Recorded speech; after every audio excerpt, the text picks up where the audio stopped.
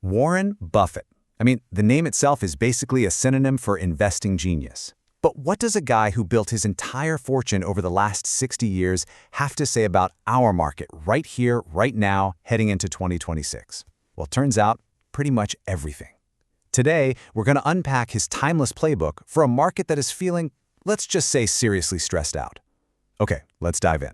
You know, if you ever wonder why the entire financial world just hangs on this man's every word, you only need to see this one number: 5.5 million%. That is the mind-blowing return his company, Berkshire Hathaway, has delivered since 1965. Just to put that into perspective, if you would just put your money in the general market, the S&P 500, you'd be looking at about 39,000%. He didn't just beat the market, he was playing a completely different game. That's not luck, my friends. That is a philosophy. And that philosophy is exactly what feels so necessary right now. Because, let's be real, the market feels tense, doesn't it? You've got this AI frenzy pulling everybody one way, record debt levels pulling another, and the whole thing is basically being propped up by just a handful of giant companies.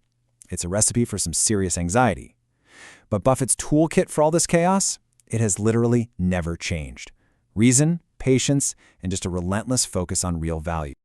So, the big question is, how do we actually apply his playbook today? In a market that feels like it's running on nothing but hype and adrenaline, what can this old-school wisdom really do for us?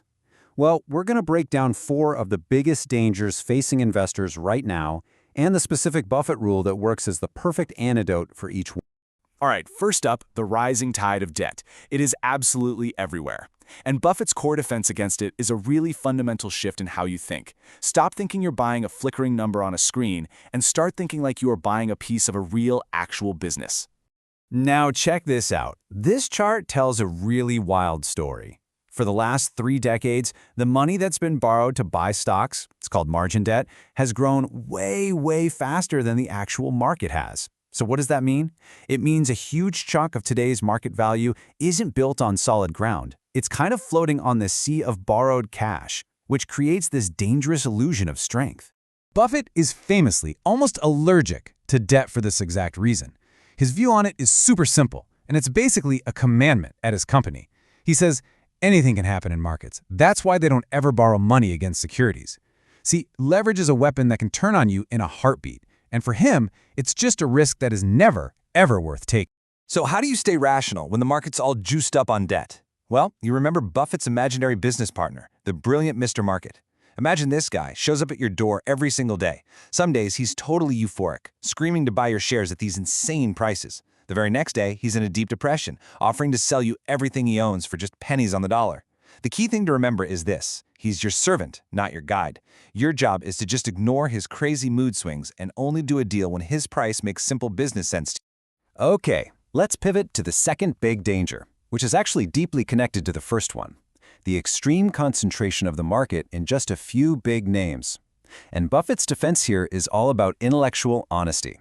You've got to stay firmly inside your circle of competence.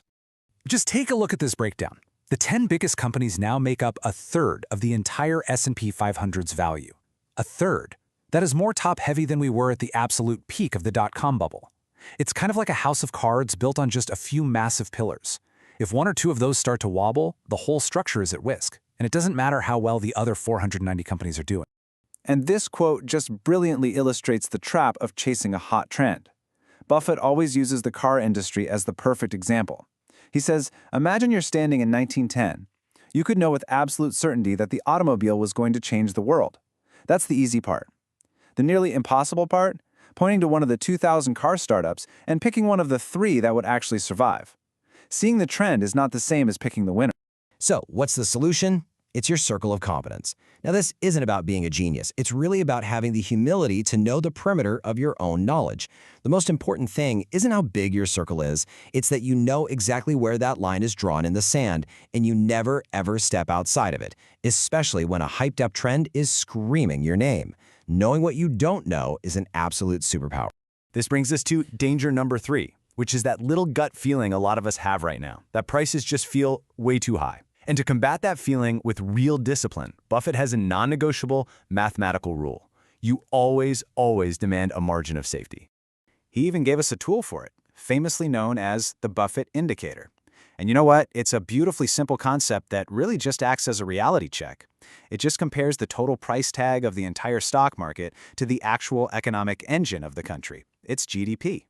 It's just a way of asking, hey, have the prices on paper gotten way, way ahead of the real-world economy? So what is the indicator telling us today?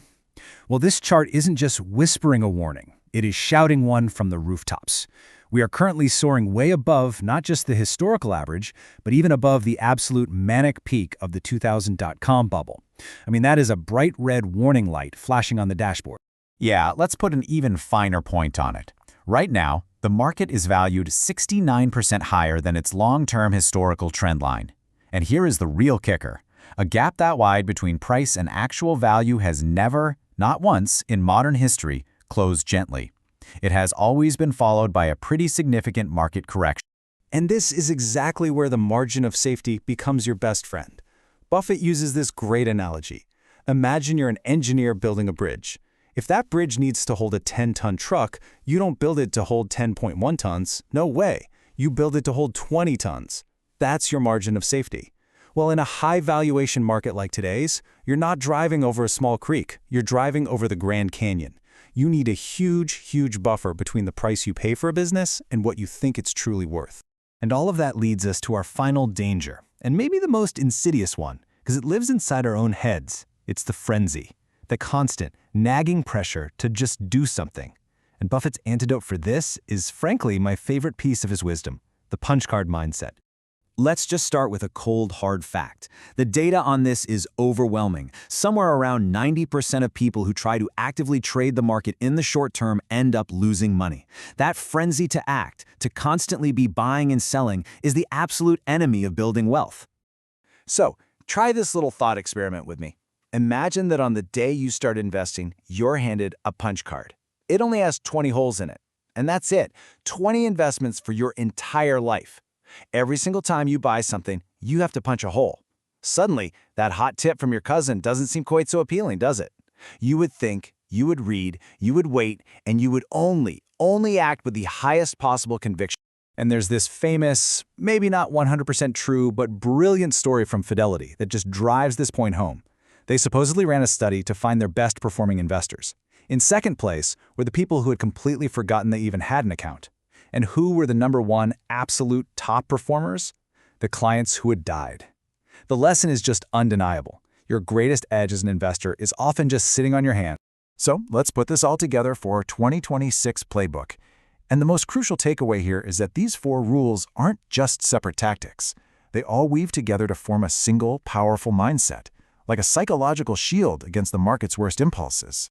So let's just recap it one more time. For the danger of all that debt, you ground yourself by focusing on the business. To counter the hype of concentration, you stay humble, inside your circle of competence. Against dangerously high valuations, you protect yourself with a margin of safety. And to fight that internal frenzy to always be doing something, you adopt the discipline of the punch card. See the pattern? For every external danger, there's a corresponding internal discipline. Which really just leaves us with a final thought to chew on. The market will always be a machine designed to generate noise, hype, and panic. The real question this all leaves us with is this: in a world that is constantly screaming for your attention, is the ultimate investing superpower simply developing the discipline to ignore it all?